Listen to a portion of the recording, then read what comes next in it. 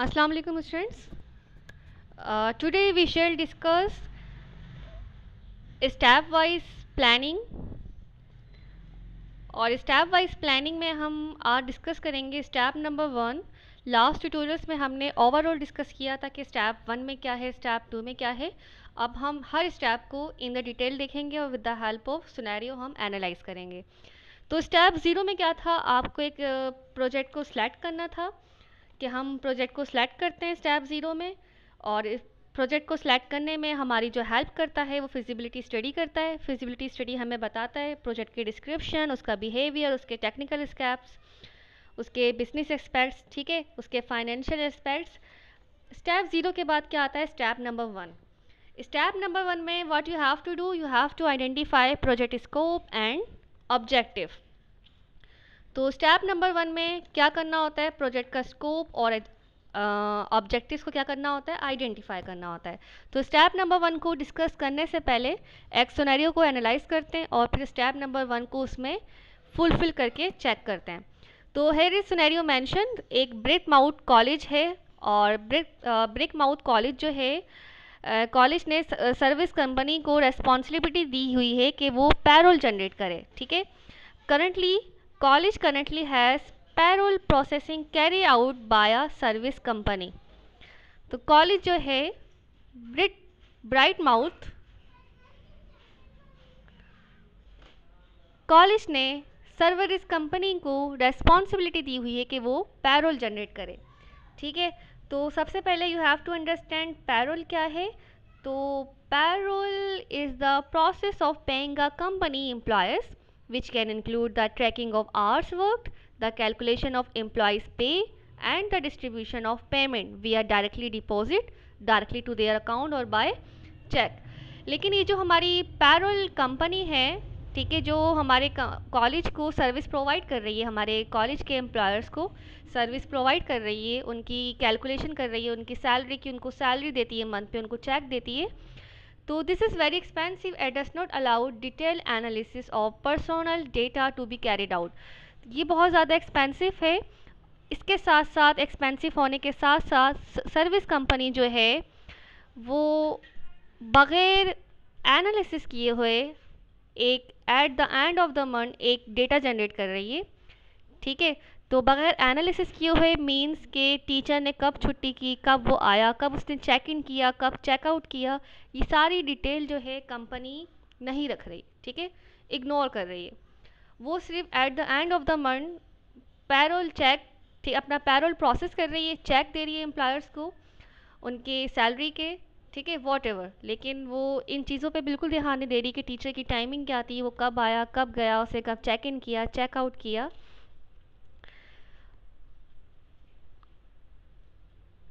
तो इसलिए decision made to bring payroll in house by acquiring an off the shelf application.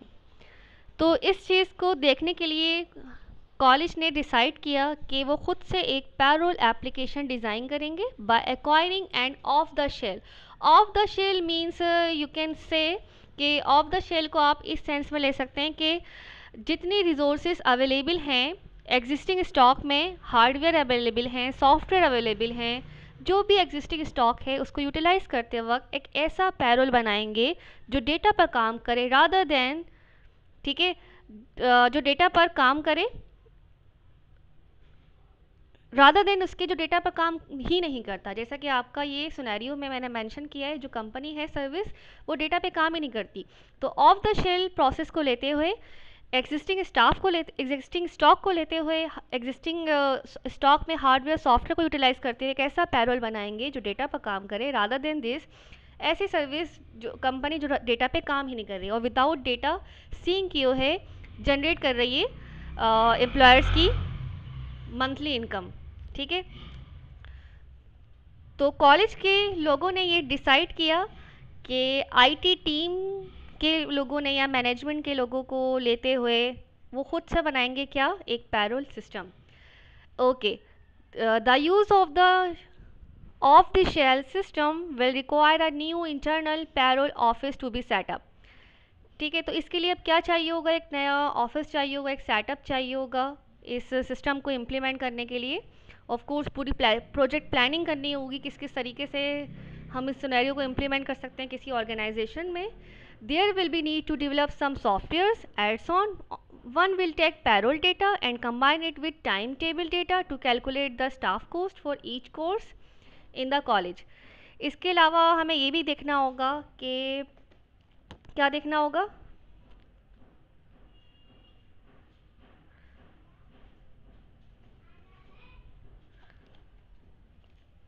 हमें ये भी देखना होगा कि कॉलेज में टीचर जो हैं वो कितने आवर्स टीचिंग करते हैं, कितने कोर्सेज टीचिंग करते हैं, पूरी उस हिसाब से एक पैरोल जनरेट करना होगा. ठीक है, और इन सब चीज़ों के लिए जैसे कि मेंशन है यहाँ पर, आपको एक सेटअप चाहिए होगा, टीचर की इन्फॉर्मेशन चाहिए होगी, उसके टीचिंग आवर्स का पता होना चाहिए. ठीक है, तो ये सारी चीज़ें जो मैनेज करेगा, जो इन चीज़ों को मैनेज करने में हमारी हेल्प करेगा, वो कौन करेगा?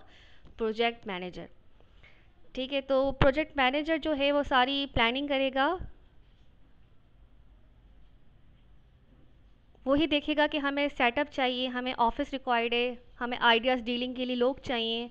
ठीक है, तो ये हमारा सिनेरियो है. अब उस सिनेरियो को हम एनालाइज करते हैं, हम फिट करते हैं अपने स्टेप वाइज प्लानिंग में. ओके, तो स्टेप 1 क्या है हमारा प्लानिंग का? इट्स वेरी सिंपल कि आपने आइडेंटिफाई करना है प्रोजेक्ट स्कोप एंड ऑब्जेक्टिव. जितने ज़्यादा हमारे ऑब्जेक्टिव क्लियर होंगे, मीट करेंगे, इतना ही हमारा प्रोजेक्ट जो होगा वो सक्सेसफुल होगा. ठीक है, तो here's mention identify objectives and practical measure of the effectiveness in the meeting those objective. How do we know we are successful? जैसा कि मैंने आपको बताया, जितने ऑब्जेक्टिव होंगे हमारे क्लियर, हमें क्लियर कट होगा हमारा स्कोप, उतना ही ज़्यादा सक्सेसफुल हमारा एट द एंड प्रोजेक्ट बनेगा, उतना ही फ्रूटफुल रिजल्ट हमें मिलेगा. Then the second point, establish a project authority. आपको आंसर करना है who is the boss. That's mean team lead, boss. उस क्वेश्चन को आंसर करना बहुत ज़रूरी है. अगर हम बीइंग अ स्टूडेंट बात करें तो स्टूडेंट्स में भी आपस में, क्लास की बात करें तो क्लास में भी एक CR होता है जो हैंडल करता है सारे काम, क्यूरीज स्टूडेंट्स की और टीचर तक कन्वे करता है. और स्टूडेंट्स में भी एक लीडर होता है. अगर हम ग्रुप्स की बात करें, मेन लीडर होता है जो ग्रुप को टीच कर रहा होता है, ग्रुप को हैंडल कर रहा होता है. अगर हम FYP फाइनल ईयर प्रोजेक्ट या फाइनल प्रोजेक्ट की बात करें तो फाइनल प्रोजेक्ट में भी हमारे पास अगर 3 मेन स्टूडेंट्स हैं तो एक स्टूडेंट मेन होता है जो सारे काम को लीड कर रहा होता है. ठीक है, तो ये भी आपने क्वेश्चन अपने माइंड में रेडी रखना है कि ड्यूरिंग प्रोजेक्ट प्लानिंग आपका बॉस कौन है. ठीक है, तो सिर्फ बॉस को आंसर, समटाइम ये भी है कि सिर्फ बॉस को आंसर करना ज़रूरी नहीं होता, स्टेक होल्डर्स का काम भी बड़ा इंपॉर्टेंट होता है प्रोजेक्ट में. तो here is mention in point 1.3, stakeholder analysis, identify all stakeholders in the project and their interest. अब सिर्फ जैसा कि मैंने आपको बताया, सिर्फ बॉस का आंसर करना ज़रूरी नहीं है. हम इस प्रोजेक्ट का बॉस अपनी टीम में किसको बनाएंगे, बल्कि ये भी आइडेंटिफाई करना ज़रूरी है कि हमारे प्रोजेक्ट के दूसरे स्टेक होल्डर्स कौन होंगे. The word is stakeholders. अगर मैं एक एप्लीकेशन की बात करूँ, पैशन मॉनिटरिंग सिस्टम. ठीक है, तो पैशन मॉनिटरिंग सिस्टम में हमारे कुछ स्टेक होल्डर्स होंगे. स्टेक होल्डर्स हर वो बंदा है जिससे आपके प्रोजेक्ट को अफेक्ट कर रहा है, जो आपके प्रोजेक्ट को अफेक्ट कर रहा है, डायरेक्टली या फिर इनडायरेक्टली. ठीक है, जैसे मैंने आपको एग्जांपल दी, पैशन मॉनिटरिंग सिस्टम एप्लीकेशन जो है उसमें जो आपके स्टेक होल्डर्स होंगे वो पेशेंट है, डॉक्टर है, नर्स है, रिसेप्शनिस्ट है, ऑफ कोर्स डेटा एंट्री कर रहा है आपका. ठीक है, तो हर वो बंदा जिसे आपके प्रोजेक्ट को अफेक्ट कर रहा है या किसी ना किसी तरीके से इंक्लूड है आपके प्रोजेक्ट में, डायरेक्टली या फिर इनडायरेक्टली, वो क्या है? स्टेक होल्डर्स हैं. तो आपको इंटरव्यू करना ज़रूरी है हर उस बंदे से जो डायरेक्टली और इनडायरेक्टली आपके प्रोजेक्ट में इन्वॉल्व है, आपके प्रोजेक्ट को यूज़ कर रहा है, आपके प्रोजेक्ट में अफेक्ट डाल रहा है. ठीक है, तो जितना ज़्यादा आप इंटरव्यू करेंगे, उसकी एनालिसिस लेंगे, उनकी परसेप्शन को अंडरस्टैंड करेंगे, उतना ही स्ट्रॉन्ग आपका ऑब्जेक्टिव होगा प्रोजेक्ट का, और आपके प्रोजेक्ट के ऑब्जेक्टिव्स क्या होंगे? क्लियर कट होंगे. आपको पता होगा कि आपने क्या करना है, आपने यूज़र की रिक्वायरमेंट्स को कैसे फुलफिल करना है. ठीक है, all right. Then the point 1.4, modify objectives in the light of stakeholders. जैसा कि मैंने आपको बताया, आप जितना ज़्यादा स्टेक होल्डर से इंटरव्यू करेंगे उतने ज़्यादा आपके ऑब्जेक्टिव्स क्लियर होंगे और आप अपने ऑब्जेक्टिव्स को मॉडिफाई करेंगे according to stakeholder perception, stakeholder analysis. Objectives को चेंज करना है ताकि हमारे स्टेक होल्डर्स क्या हो जाएं, हमसे सेटिस्फाई हो जाएं, ठीक है। Okay, the other point is, तो here is mentioned what shall we do for the commitment of stakeholders to the project। तो इस चीज़ को आप इस तरीके से अंडरस्टैंड करें कि जब आप स्टेक होल्डर से उनका इनपुट लेंगे, उनके एनालिसिस लेंगे और आप अपने प्रोजेक्ट को मॉडिफाई करेंगे तो आप अपने स्टेक होल्डर्स को सेटिस्फाई करेंगे, ठीक है। सेटिस्फाई करने के साथ साथ आप उन्हीं को सेटिस्फाई नहीं करेंगे, आपका प्रोजेक्ट भी क्या हो जाएगा, एक सक्सेसफुल क्राइटेरिया को मीट करने लगेगा। Then the 1.5 point is establish method of communication with all parties. This is very important point. जितनी ज़्यादा कम्युनिकेशन करेंगे उतना अच्छा यूज़र फ्रेंडली कॉम्पैटिबल आपका सिस्टम बनेगा, ठीक है। हर स्टेक होल्डर के मीटिंग करनी है, क्या पता कोई स्टेक होल्डर जो है आपका आउटसाइड द सिटी हो तो उसके पास जाकर आपको मीटिंग करनी है, ठीक है। तो ये भी सारी पार्ट्स क्या हैं, ये भी हमारी सॉफ्टवेयर प्लानिंग में आते हैं। आप जाके उससे एक मीटिंग कर रहे हैं, आपका ट्रैवलिंग डिस्टेंस लग रहा है, आपकी कॉस्ट लग रही है ट्रैवलिंग की, ठीक है। तो जितने भी आपके डिस्टेंस कॉस्ट आ रहा है, आपका जाने का खर्चा आ रहा है, ठीक है, आपकी कम्युनिकेशन कॉस्ट आ रही है। कम्युनिकेशन में भी आप ईमेल के थ्रू कम्युनिकेशन कर सकते हैं, आप स्काइप के थ्रू कम्युनिकेशन कर सकते हैं, ओके। तो जितना ज़्यादा कम्युनिकेशन करेंगे उतना कॉम्पैटिबल यूज़र फ्रेंडली आपका प्रोजेक्ट बनेगा।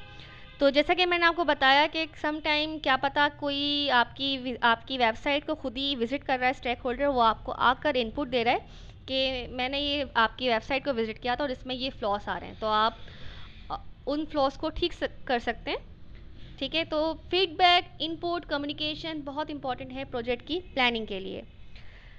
How do we stay in touch and inform. तो ये पॉइंट भी क्लियर है कि आपको पता होना चाहिए आप किस तरीके से आपने टच में रहना है, आपने कम्युनिकेशन रखनी है अपने स्टेक होल्डर के साथ, अपने यूज़र्स के साथ।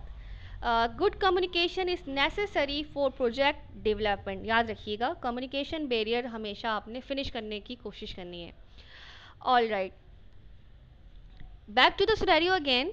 जैसा कि हमने सिनेरियो में बात की थी कि जो सर्विस कंपनी थी वो बेस्ट सर्विस प्रोवाइड नहीं कर रही थी, डेट्स वाई कंपनी के लोगों ने डिसाइड किया कि वो अपना सेटअप बनाएंगे, अपनी एप्लीकेशन बनाएंगे जो कि परफेक्टली काम करे, वो सारा डेटा ट्रैक करे कॉलेज का या यूनिवर्सिटी का या किसी ऑर्गेनाइजेशन का, और उस डेटा को देखते हुए एक पैरोल स्लिप जनरेट करे हर एम्प्लॉयर की, ठीक है, ताकि पता हो कि अगर किसी एम्प्लॉयर ने छुट्टी करी है तो किस दिन करी है।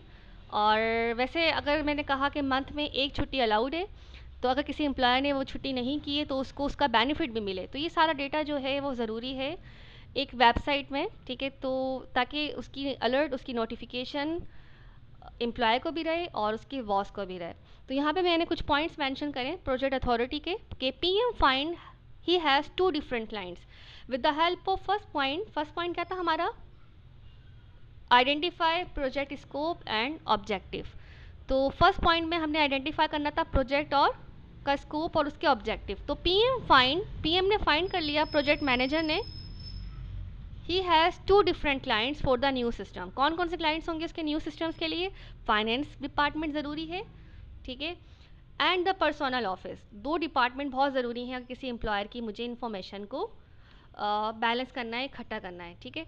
अब वाइस प्रेसिडेंट भी हमें चाहिए होगा जो agrees to be official client and monthly meetings are chaired by the VP and attended by PM and the head of finance and personal.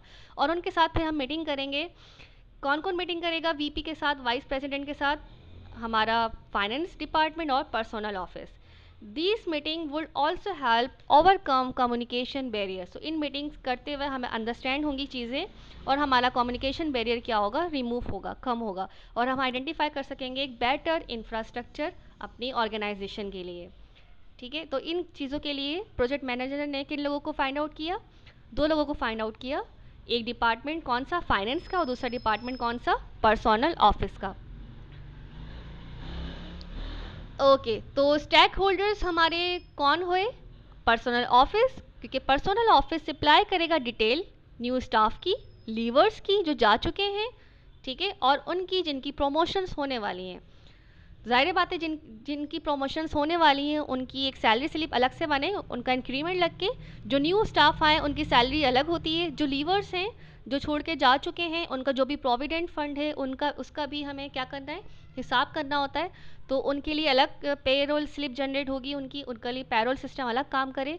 तो ये सारी की सारी चीज़ें कौन मैनेज करता है, पर्सनल ऑफिस। इसके अलावा to motivate cooperation, PM might ensure new payroll system produce report that are useful to personal staff। जैसा कि मैंने आपको बताया कि जो नया हमारा पैरोल सिस्टम बने वो मोटिवेट भी करे एम्प्लॉयर्स को कि अगर किसी एम्प्लॉयर ने मंथ में छुट्टी नहीं की है, ठीक है, अगर किसी एम्प्लॉयर ने मंथ में छुट्टी नहीं की है तो उसको उसका बेनिफिट भी मिले, बेनिफिट प्रोड्यूस हो कि उसको उसका एक्स्ट्रा जो पार्ट बनता है, या किसी एम्प्लॉयर ने ज़्यादा वर्किंग आवर्स करें इंस्टीड ऑफ 40 आवर्स जो होते हैं हमारे रेगुलर बेसिस के किसी भी ऑर्गेनाइजेशन में, अगर किसी ने 45 आवर्स करें तो 5 आवर्स का उसको एक्स्ट्रा बेनिफिट मिले। तो ये सारी छोटी छोटी बातें जो हैं ये सर्विस कंपनी मैनेज नहीं कर रही थी, और अगर हम अपना एक सिस्टम बनाएंगे तो वो सिस्टम में हम ये सारी बातें इंक्लूड करेंगे ताकि हम एक बेटर इंफ्रास्ट्रक्चर किसी ऑर्गेनाइजेशन में क्रिएट कर सकें और कंपनी के एम्प्लॉयर जो हैं उससे क्या ले सकें, उससे बेनिफिट ले सकें। I hope first step clear हो गया होगा आप लोगों को। इंशाल्लाह हम नेक्स्ट स्लाइड में अंडरस्टैंड करेंगे सेकंड स्टेप। ठीक है, थैंक यू।